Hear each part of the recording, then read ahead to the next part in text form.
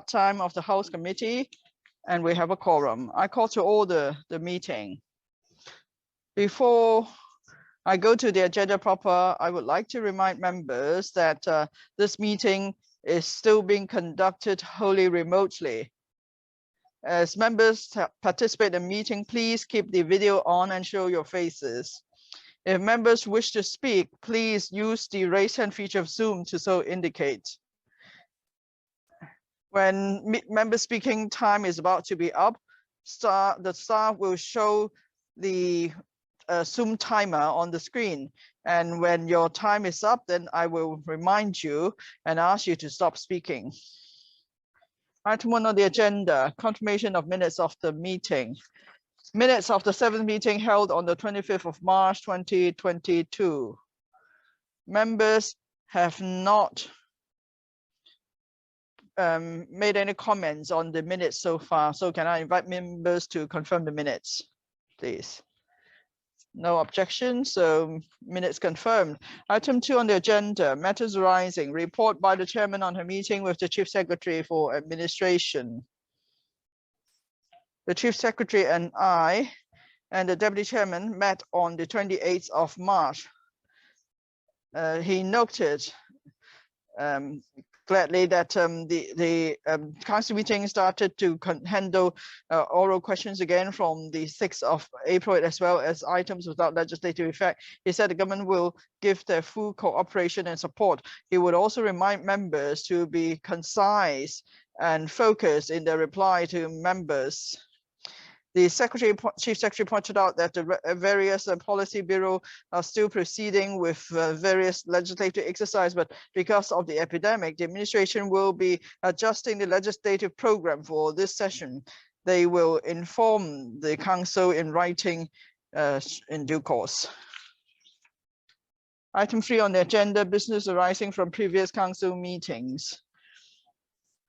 Before I go to item 3, I would like members to note that when I ask members to indicate whether you wish to form a committee on a bill or a piece of subsidiary legislation, if you want to either form or join a committee, please use the raise hand feature of Zoom to indicate. And please do not cancel the raise hand feature. Otherwise, the staff would not be able to do a proper head count of a number of members who want to form or join a committee. And when we have dealt with an item, then we'll ask the staff to clear all the raise hand indications. A Legal Service Division report on bill referred to the House Committee in accordance with Rule 54(4). Arbitration and legal practitioners legislation, outcome-related fee structures for arbitration amendment bill 2022. Can I invite the legal advisor to take us through the bill briefly, please? Thank you, Madam Chair. Our report is in paper number LS21/2022. The main object of the bill is to amend the arbitration ordinance so that clients and their counsel could enter outcome-related fee structures agreements. The bill also provides that for all such fee structures in relation to arbitration, they are not prohibited by the common law doctrines of maintenance, champerty, and barratry. And also the bill amends the legal practitioners ordinance so that the relevant outcome-related fee structures agreements will not be subject to the relevant restrictions. Now, there will be new parts to the bill, divisions 3, 4, 5, and 7. Except for these provisions, the proposed new part 10B will come into operation on the date to be appointed by the Secretary for Justice by Gazette. Now, the panel on administration of justice and legal services was briefed on the bill on the 28th of March. Members supported the bill in general, but they also expressed various concerns. The bill proposes to provide for a new legal framework on ORFS agreements. For arbitration, members may consider forming a bills committee to study the bill in detail. Thank you. Thank you, legal advisor. Members, if you wish to form a bills committee on the bill, please use the raise hand feature of Zoom to so indicate. Dr. Priscilla Leung, Mr. Ambrose Lam, Ms. Doreen Kong. So there are more than three members who would like to form a bills committee. So since there are more than 3 members who want to form a bills committee, the secretary will be inviting members to join the committee later. And I'll also ask the clerk to note members who've raised their hands now. Now, if you have noted down the names, please cancel the raised hand indications. B, Legal Service Division report on subsidiary legislation gazetted on the 25th of March 2022. Can I invite the acting legal advisor to take us through these items briefly, please? Thank you, Madam Chair. Our report is in paper number LS 19/2022. There are a total of 2 items of subsidiary legislation. LN 33 is to amend the pharmacy and poisons regulations, Schedule 1, Schedule 3, and Schedule 10, to add 9 substances. According to the administration, the 9 substances are for treating various diseases, including Parkinson's disease and so on. So please refer to paragraphs 1 and 3 of the report for the details. Now, the main effect of the LN is that for these new substances, they will be subject to restrictions with respect to their sales, supply, labeling, and storage. They can only be sold upon prescription. And also, the substances can only be sold on registered premises of an authorized seller of poisons under the supervision of a registered pharmacist. The reference panel was not consulted. The LN came into operation on the 25th of March this year on the date of its gazetto. We have not identified any legal and drafting aspects, issues with this item. Members, please use the raise hand feature of Zoom if you wish to form a subcommittee on LN 33. Members, you wish to form a subcommittee on the item that the legal advisor took us to know, then please continue, legal advisor. Next, LN 34. The LN is to set aside 6 places for use as public pleasure grounds, with the effect that the general management and control of these new pleasure grounds is vested in the Director of Leisure and Cultural Services. The LN also provides that 4 places cease to be set aside for use as public pleasure grounds. The administration did not consult the Home Affairs Bureau on this item, and the item came into operation on the date of gazetto, that's the 25th of March, and we have not identified any legal and drafting issues. Thank you. For LN 34, members, you wish to form a subcommittee. If members wish to form a subcommittee, please click on the raise hand feature of Zoom. No.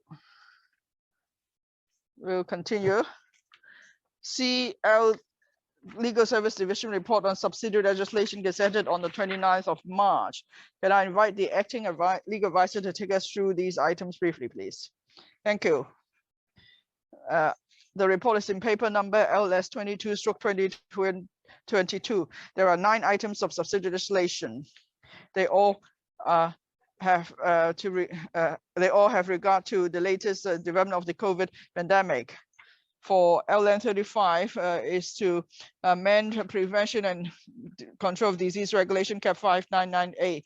It states that if someone leaves the place of isolation or quarantine, it's a criminal offense, and there could be a level 3 fine of $10,000 or imprisonment for 6 months. And also, health advisors officers would be empowered to direct that owner of certain items could to hand over this item for isolation. And if there's failure to comply, then again there could be a fine of $10,000 in prison for 6 months. And also, the item also increases the penalty from a fine of level 2 to level 3. In relation to restrictions on removing articles placed under isolation and so on. So please refer to the details in the report. For LN 36 to 42, for these 7 items of legal notices, they are to extend the expiry dates of the following Cap 599C to Cap 599I from midnight on the 31st of March 2022 to midnight on the 30th of September 2022. For LN 43, this is to amend the prevention and control of disease compulsory testing with certain persons regulation cap 599G. J is to increase the penalty for say failure to comply with the requirement under compulsory testing direction notice or order. And then also if the venue management has not exercised due diligence to make sure that people comply with the relevant compulsory testing notices and so on, that would be a criminal offense with a level 4 fine of $25,000. Also, the LN extends the expiry date of cap 599G from midnight on the 31st of March this year to midnight on the 30th of September this year. Please refer to paragraph 4 of our report for details. Now, the Health Services Panel was not consulted, and these items came into operation on the 31st of March. We have studied LN 36 to 42 and have not identified any legal and drafting issues. We are still studying LN 35 and 43. We will give a further report if necessary. Thank you.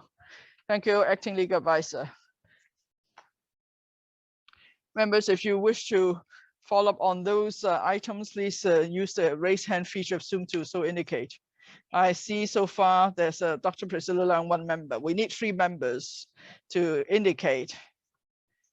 And then we could refer the items to the subcommittee. So we see more than 3 members now, Dr. Priscilla Leung, Ms. Corinne Kong, and Dr. Teck Chi Yun. In accordance with the previous rearrangement of the House Committee, these items will be referred to the subcommittee on the prevention and control of disease legislation. Members, please note down the names of members who've raised their hands. If I may remind members, the deadline for amending these items is the council meeting of the 27th of April. If there is extension by resolution, then the deadline would be extended to the council meeting of the 18th of May. Now, if members have already noted all the names, please clear the raise hand indications. Item 4. Reports of Bills Committees and Subcommittees. Report of Bills Committee on Temporary Protection Measures for Business Tenants COVID-19 Pandemic Bill. Can I invite Mr. Tommy Cheung, Chairman of Bills Committee, to give a verbal report? Mr. Cheung, please. Thank you. Madam Chair, the bill seeks to implement a proposal in the budget delivered by the Financial Secretary on the 23rd of February 2022 to provide temporary protection measures to business tenants who are badly hit by the COVID-19 epidemic. These are short-term measures, and they are to impose a moratorium on the rights of landlords to recover rent in arrears for a period of 3 months, referred to as the protection period. At the same time, to relieve short-term financial difficulties that some landlord borrowers may face arising from the rental enforcement moratorium, the bill proposes to impose a moratorium on the rights of lenders to take actions in respect of enforcing loan repayments, secured loan repayments against the landlord borrowers. The Bills Committee held 2 meetings with the administration and invited written submissions from the public on the bill. Most members expressed support for the bill. They agreed that the relevant protection measures would give business tenants of specified premises in trouble some breathing space. Members also supported the provisions in the bill to allow tenants, landlords, and lenders to enter into new tenancy or secured loan agreements during the protection period to contract out of the rental enforcement moratorium or the moratorium, and lenders to take actions against secured loan enforcement. Some members asked the administration to keep the option of extending the protection period by 3 months if need be. Some members suggested adding more types of premises to Schedule 2 of the bill to cover more premises in the food trade, such as bakeries, food factories, and so on. After considering members' views, the administration has submitted draft amendments to cover more premises in the food trade. At the same time, there were members who expressed opposition to and/or various concerns about the bill in relation to possible financial hardship to some landlords as a result of the rental enforcement moratorium, undermining free market operation and contractual spirit, and even impacting upon the right of private ownership of property under the Basic Law. Some members were of the view that the prohibition on the bill on rental enforcement starting from the 1st of January 2022 to the end of the protection period, the relevant period, would have retrospective effect and is contrary to the usual common law practice. Mr. Louis Long and Ms. Doreen Kwong have submitted draft amendments to the bill separately. Mr. Long's amendments are to 1, limit the scope of application of the bill to SME tenants, and 2, defer the start of the relevant period from the 1st of January 2022 to the commencement date of the bill.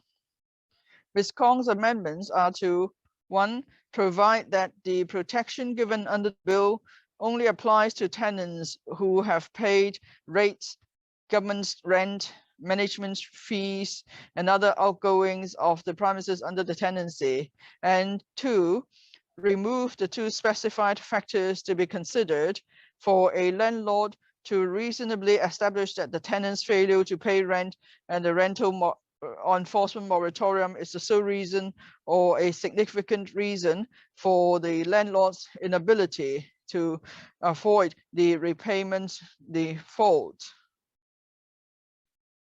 Ms. Kong has also proposed to amend the definition of SME in Mr. Long's proposed amendment. After consideration, the Bills Committee decided not to move the amendments of the 2 members in the name of the Bills Committee. The Bills Committee has completed the scrutiny work.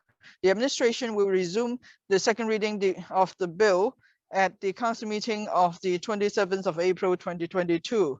The Bills Committee raised no objection to that. The Bills Committee will submit a written report in due course. Thank you, Mr. Zhang. Members do not have any other questions. The bill will receive its second reading debate again on the 27th of April. Well, it is actually the debate on the budget that day. So after the debate, then we will resume the second reading debate of this bill. So if you would like to make amendments, the deadline for giving notice is the 14th of April, which is a Thursday. Item 5, position on bills committees and subcommittees. As of the 7th of April, we have 3 bills committees and 1 subcommittee under the House Committee in action. Item 5 is proposals for setting up subcommittees on policy issues under the House Committee, and the proposed arrangements for the activation of subcommittees on policy issues in the 2020 session. Paper number is PCB-2 196/2022, and the paper has been circulated to members before the meeting. While the aim of the paper is to invite members to decide on the proposed arrangements for the activation of subcommittees, including deciding on the 8 proposals for setting up subcommittee on policy issues under the House Committee. Second, decide on the number of slots to be allocated for immediate activation of policy subcommittees. And 3, endorse the proposed arrangements for determining the order of activation of policy subcommittees in the 2022 session. Members, please note that a total of 10 policy subcommittees have been set up under various panels, as detailed in Appendix 2. Now, as for today's meeting, well, the members have to consider 8 proposals for setting up policy subcommittees under HC as proposed by members. And the details are in Appendix 1, and these have been circulated to members prior to the meeting. So members, please consider, before you consider whether we should endorse the proposals in Appendix 1, please note that there are 2 proposals which are similar, and that is to promote Hong Kong's integration into the Greater Bay Area. These are proposed by Ms. Eunice Yong and 8 Federation of Trade Union members, and the details are in Appendixes 1D and 1F. Now, before the meeting, members have expressed this to me, and I have also, through the Secretariat, consulted the members who proposed the 2 proposals as to whether we should combine these 2 subcommittees into one, and these members have agreed to that proposal, and that is under the House Committee, we would establish 1 subcommittee on promoting the integration of Hong Kong into the GBA, and then the terms of reference would be like this: to look into the policies for promoting Hong Kong's integration into the GBA and related matters. Now, as for the proposed work scope of the 2 proposals, how they should be combined, the members agree that after this subcommittee has been set up and starts the work, that will be up to the decision of the relevant subcommittee. So let me suggest that we should deal with the first item, and that is Appendix 1. Up to today, I have received 8 proposals for setting up subcommittees on policy issues. Now, like I said, since 2 proposals are really similar, so these 2 will be combined, and now we have 7 proposals, which is namely Subcommittee on Reforming the Poverty Alleviation Policies and Strategies. Second, Subcommittee on the Northern Metropolis Development, Subcommittee on Development of Smart City. 4, Subcommittee on Promoting Hong Kong's Integration into the GBA. 5th, Subcommittee relating to the promotion of reindustrialization. 7th, Subcommittee on Typhoon Shelters and Sheltered Anchorages, and then Subcommittee on the Formulation of Long-Term Youth Policy and Development Blueprint. On these 7 proposals to establish the subcommittees, any views, please? Yes, Mr. Deacon Chiu. Madam Chair, I agree that these should be amalgamated into 7. I think the word integrate into the GBA, the word integration or integrate is not very appropriate, because after all, Hong Kong is part of the GBA, and well, only Hong Kong uses the word integration. The Guangdong province said that it will promote the development of the GBA, and Shenzhen said that it is a core city of GBA which should leverage on its own advantages. And in Hangqian, I am the representative, we will never use the word integrate. It is only used in Hong Kong. In Hangqian, we would say develop, improve, enhance, deepen, words like those. So if you use the word integrate, is it appropriate? Well, can we opt for some other terms to replace it? And then the next one is Mr. Ambrose Lam. There are 10 slots for subcommittees.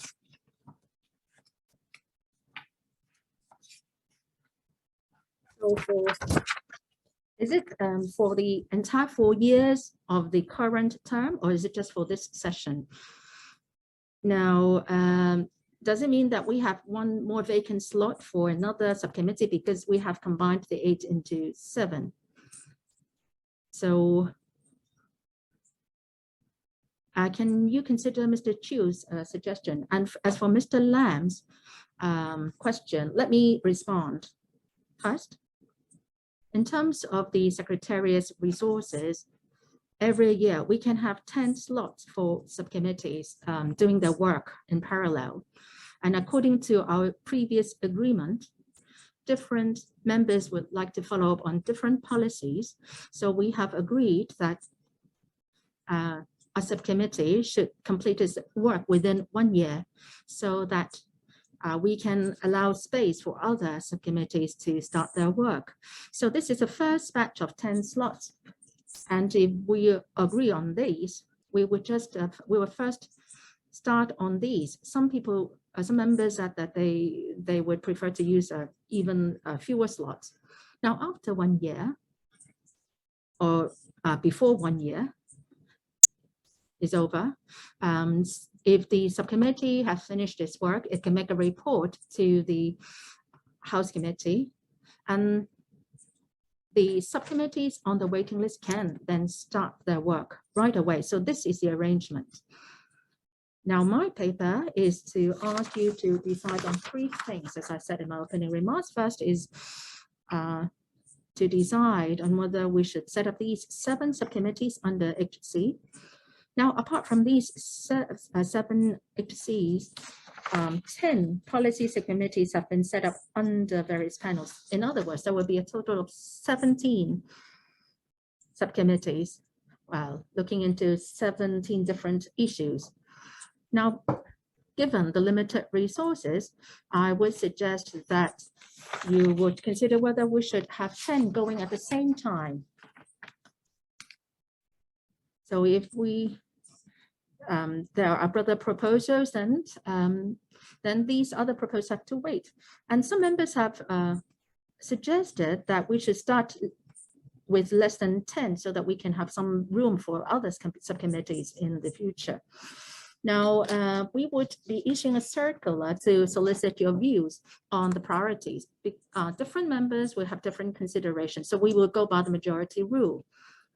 So that's the arrangement proposed. Mr. Carmen Khan, thank you. Madam Chair, I agree with Mr. Deacon Chu's comment. We can say that is the promoting the development of the Greater Bay Area. That is the name of the subcommittee, or the promoting GBA development subcommittee. Thank you. Noted. Maybe the members proposing the idea should express their views on this as well. Mr. Tony Chair, Madam Chair, I don't have any particular view on how you propose to select the subjects. So I would like to seek a clarification. Now, under the panels, subcommittees will be set up.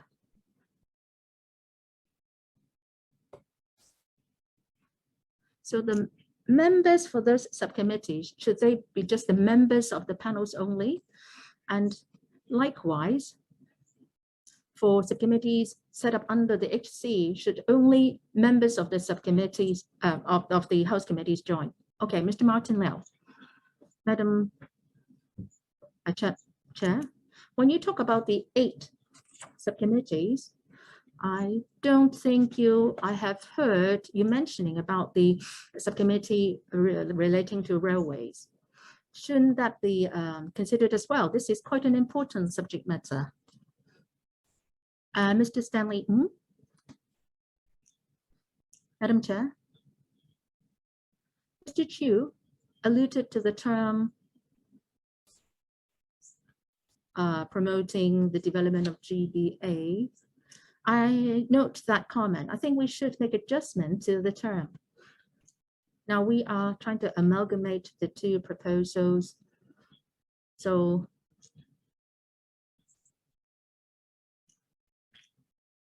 we should also respect Ms. Eunice Yong's view. So we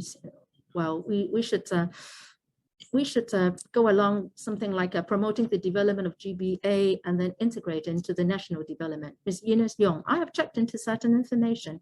I've looked into the Guangzhou municipal government's papers, and they have also hosted a seminar relating to the opportunities for youths in the GBA.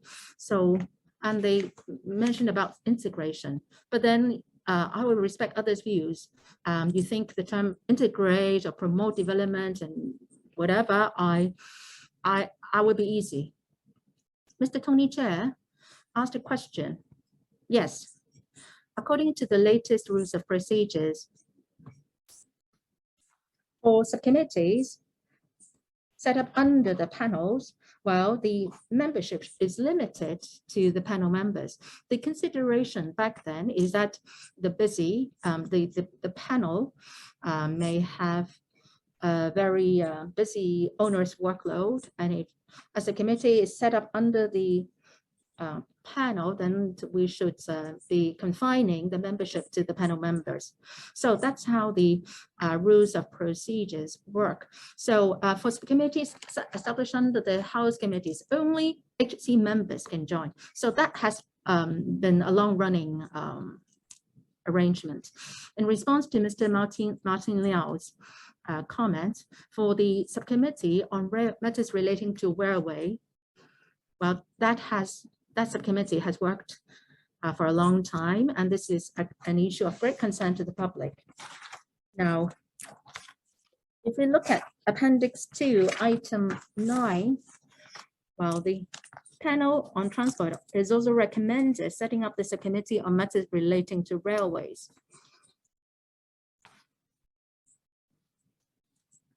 Well, this is very much like a standing committee to the members of the public under the panel on transport.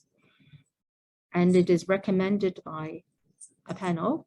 So it can still continue with its work if members support or vote for it. And then the fourth item is about this committee on the Hong Kong's integration into the GBA.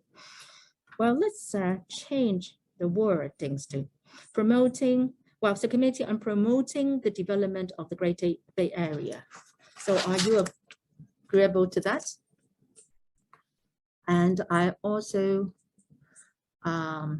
defer to the subcommittee to be set up to decide on the work scope. So let's change the wordings. It's a subcommittee on promoting the development of the Greater Bay Area. So if there is no objection, then that will be it. Any other questions?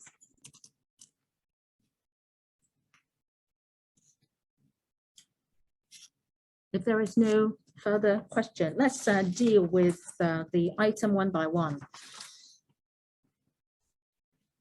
There are 7 proposals made by different members.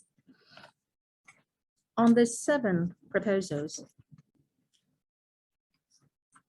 are there any members who object to any of them? First is on reforming the poverty alleviation policies and strategies. Second is on matters relating to the development of the Northern Metropolis. Third is matters relating to the development of smart city. Fourth, subcommittee on promoting the development of the Greater Bay Area. Fifth, subcommittee on the promotion of reindustrialization. And sixth, a subcommittee on typhoon shelters and sheltered anchorages. Seventh, a subcommittee to study the formulation of long-term youth policy and development blueprint. Any objection? No. And I'll take it that members agree we will set up these 7 subcommittees under the House Committee. Second item, members are invited to decide on one thing. It is under HAR 26A and C. The maximum number of policy committees in operation at any one time is 10. At the House Committee meeting on the 21st of January, we considered whether we should use up all the 10 slots so all the all the subcommittees could be activated.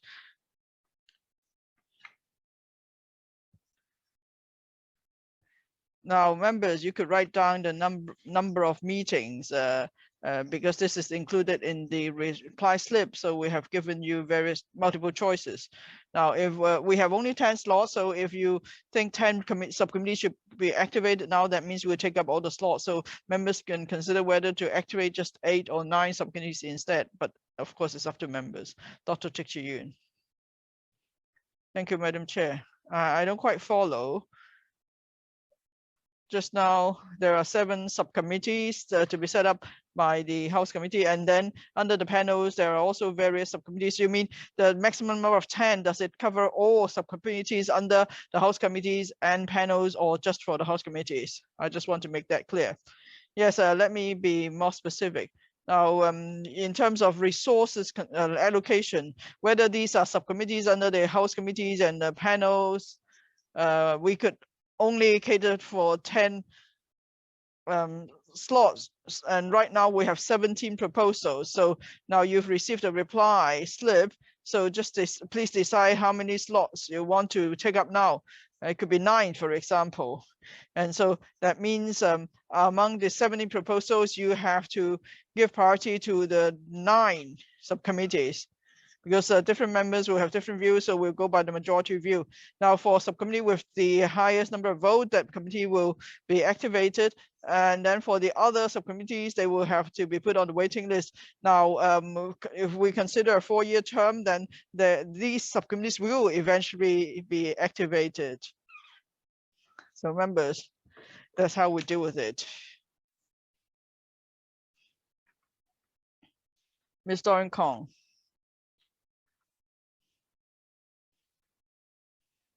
In Appendix 2, Item 5, Subcommittee to study policy issues relating to the use of land between Hong Kong and Shenzhen. Can I ask Dr. Wong Yun Shan this? Because I only have the name of the topic here. And just now, Mr. Lau Kwok Fan has proposed a subcommittee on the development of the Northern Metropolis. Could there be any duplication here? Dr. Wong Yun Shan, Dr. Wong Yun Shan, could you give a reply, please? Yes, thank you. On land use between Hong Kong and Shenzhen, the focus is on the consideration that as we look at the development of the Northern New Territories, we shouldn't just focus on Northern New Territories. We have to also seek information about land use on Shenzhen, which is our neighbor. We have to look at the planning, land use, and development plans, so that there could be better coordination of land development on the 2 sides. And if there is no breakthrough in institution-wise, it's difficult to promote the development of industries in the Northern Metropolis. That's why my focus is more on coordination and trying to find out the plans for our neighbor, Shenzhen.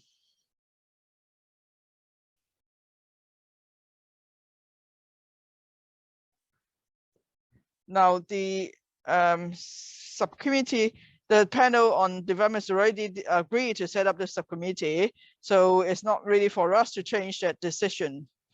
Now, if the subcommittee on the Northern Metropolis and the subcommittee on land use under the panel on development are both set up, then perhaps I could ask the secretary to look at the terms of reference again to see whether the matters could be dealt with under one subcommittee to avoid duplication. But of course, if members decide they want to deal with the matters under different subcommittees, we would have to respect that wish. But perhaps I can also see there's a possibility of duplication. Maybe it would be more effective to put everything under one subcommittee. But anyway, we'll have to wait for members to make their choices first.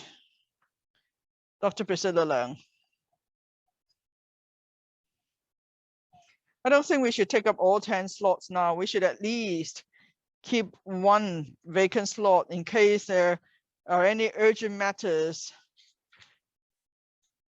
and members may want to set up a subcommittee on that matter. It could be something of public significance. So I think it's important that we reserve a slot for any unforeseen situation. So I don't think we should fill up all 10 slots. Thank you. Mr. Martin Liao. Madam Chair, I agree with Dr. Priscilla Leung. I think we should keep a slot as reserve. So in future, if something really important happens and we may have to work on, that at once, then we will have a slot ready to be taken up. Mr. Ma Fong Kwok, Deputy Chairman. Sorry, Mrs. Ma's not coming through. Deputy Chairman, please turn on your microphone. My understanding is, according to the rules of procedure, if we set up subcommittees under the House Committee,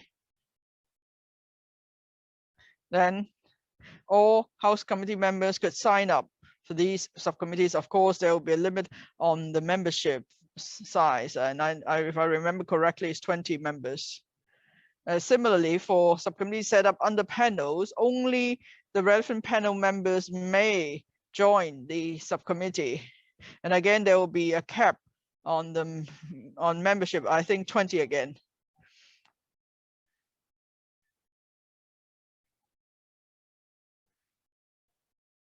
So the subcommittees are open to different groups of members. I want to know if my understanding is correct, because for new members, they may not fully follow that arrangement.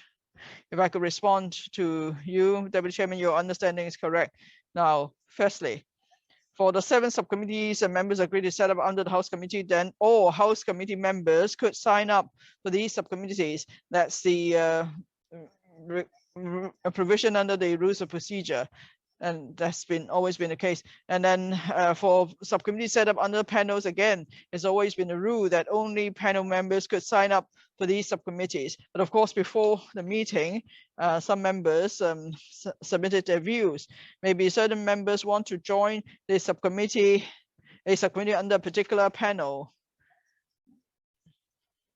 If that's the case, then they will have to ask the Committee on Rules of Procedure to look into the issue. We'll have to first amend the rules of procedure before we could invite members to join those other subcommittees. But anyway, we've been, in office for some time now, and then there are, of course, restrictions under the rules of procedure. But then members are welcome to sit in at those meetings. I see that members have been able to ask questions, and then officials have not refused to answer non-panel or non-subcommittee members' questions. That's never happened. If that happens, I will certainly follow up. But anyway, that's the current arrangement under the rules of procedure. And if members wish to follow up on certain issues, you are welcome to join those subcommittee meetings, and then the chairman will have regard to the rules of procedure and invite members to speak. And as usual, officials will answer questions from all members at the meeting.